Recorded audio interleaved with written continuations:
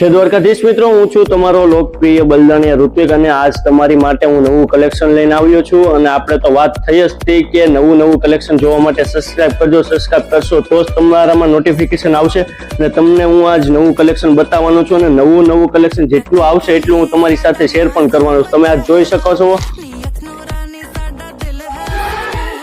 તમે મિત્રો જોઈ શકો છો.